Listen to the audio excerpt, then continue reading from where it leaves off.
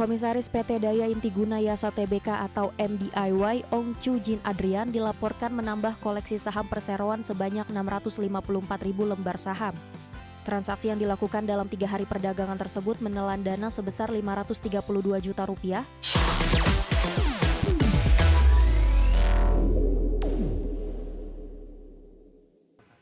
Komisaris PT Daya Intiguna Yasa Tbk mempertebal kepemilikan sahamnya melalui serangkaian transaksi di pasar modal.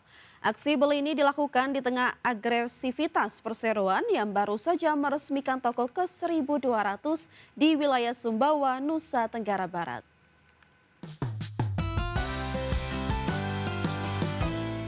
Komisaris PT Daya Intiguna Yasa Tbk atau MDIY Ong Chu Jin Adrian dilaporkan menambah koleksi saham perseroan sebanyak 654.000 lembar saham.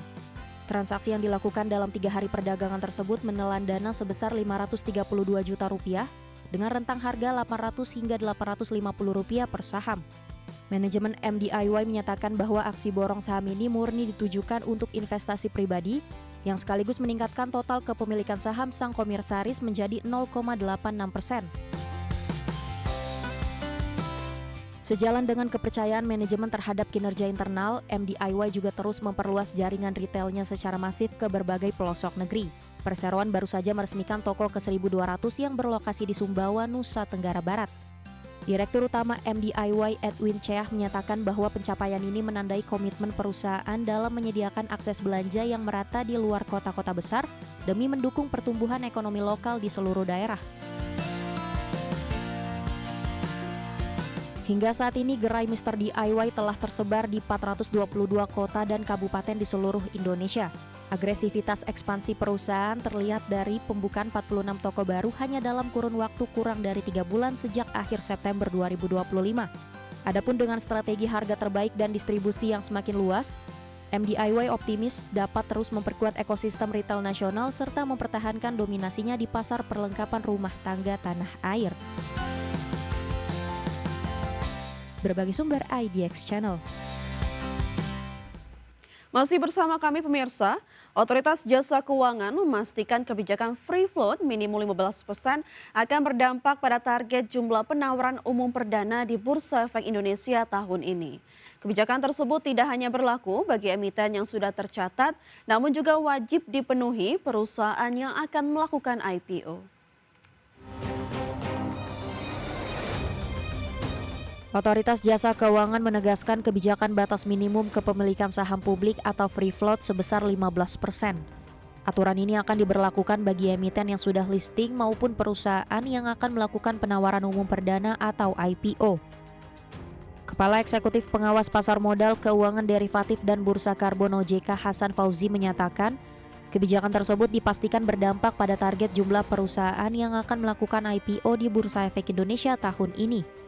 Hasan Fauzi menjelaskan penerapan aturan free float minimum pada seluruh perusahaan tercatat dilakukan untuk menyesuaikan standar pasar modal Indonesia dengan praktik internasional. Sementara teman-teman tentu, tapi sementara kami confirm dalam kondisi keseluruhan reform atau reformasi integritas ini, prinsipnya kita akan menggunakan quality over quantity. Kita akan lebih fokus untuk menghadirkan kualitas dari seluruh perusahaan tercatat kita, sekalipun di jangka pendek mungkin kita akan menghadapi kondisi di mana peningkatan kuantitasnya menjadi lebih terbatas.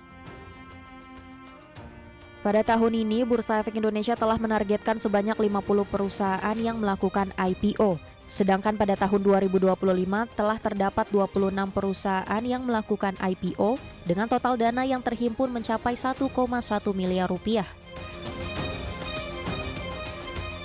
Jakarta, Riki Anwar di IDX Channel. Sementara itu pemirsa, Ketua Umum Asosiasi Emiten Indonesia Arman Wahyudi Hartono mendukung penuh kebijakan free float minimum 15%. AEI akan bekerjasama dengan SRO dan para emiten untuk bisa membangun pasar modal Indonesia. Arman menilai kebijakan free float minimum 15% merupakan arah yang baik dan AEI akan mendukung keputusan tersebut. Arman menyebut dengan meningkatkan free float 15%, ini sangat bergantung dengan kemampuan pasar dan dibutuhkan kerjasama antara emiten dan investor. Arman menambahkan mendukung transparansi pasar modal, aturan-aturan yang dapat membangun sehingga pasar modal Indonesia lebih transparan bagi investor dan pemangku kepentingan publik. Arman menilai hal tersebut merupakan arahan yang sangat baik. Terima kasih Pak, kita dari Asosiasi Emiten Indonesia mendukung penuh arahan-arahan dari peraturan untuk membuat jumlah saham yang floating menjadi lebih besar, tentu arah yang baik. Kita akan dukung ke arah 15% dan masukan kami juga sudah didengar, di mana ketika meningkatkan floating ini sangat bergantung dengan kemampuan pasar menyerapnya bagaimana, dengan kecocokan emiten dan investornya. Jadi tentu harus dilakukan dengan hati-hati bersama-sama. Kita akan selalu butuh bekerja sama dalam hal ini. Untuk membuat transparansi aturan-aturan yang membangun sehingga pasar modal Indonesia lebih transparan bagi para investor, bagi pemangku kepentingan publik, tentu juga arahan yang sangat baik. Tentu semua aturan-aturan yang membangun sehingga pasar modal Indonesia lebih transparan, governance lebih baik, manajemen di emiten juga lebih baik. Pemirsa, kita beralih ke update IHSG pasca penutupan sesi pertama pada hari ini, di mana IHSG terlihat melemah di 0,53% ke level 8.079,32. Adapun IHSG tadi pagi dibuka di level 8.121 dan sempat menyentuh titik tertinggi di level 8.194. 269 saham mengalami penguatan, 418 saham melemah dan 127 saham stagnan atau tidak bergerak. Dari top gainers pemirsa atau saham-saham yang mengalami penguatan tertinggi antara lain ada Antam yang menguat di 2,29%, BMRI menguat di 1,86%, BRMS menguat di 2,62% dan HUMI menguat di 1,67%.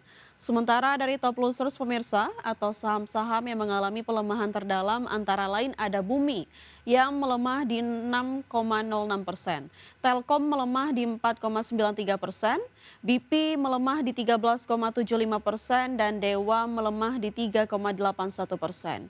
Dari pergerakan sektoral pemirsa, terlihat barang baku menguat di 2,3%, keuangan juga menguat tipis di 0,11%. Sementara konsumsi non-primer melemah di 4,17% dan infrastruktur juga melemah di 2,2%.